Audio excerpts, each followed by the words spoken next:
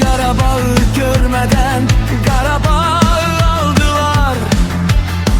Ata baba andına onlar sadık kaldılar. Sefere giden yolu kanlarıyla saldılar.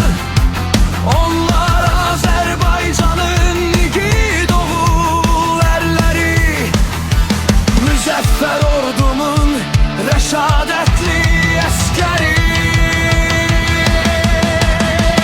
Əsirlikdən xilas oldu torpağım, nəfəs aldı yaşıl ağac yarpağım.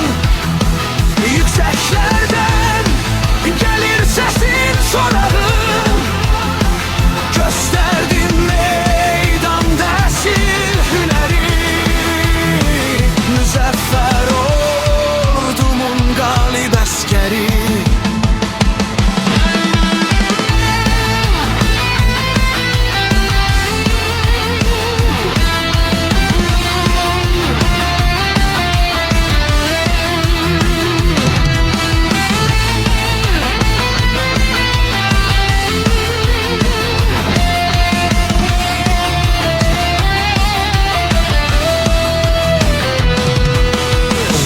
Tarixini kanınla yazdım.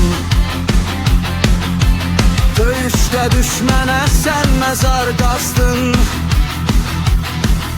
Vətən sevdasıyla sil qorxmazdın. Bildirdin dünyaya namərd düşməni. Müzəffər ordumun rəşadətli əskəri. Əsirlik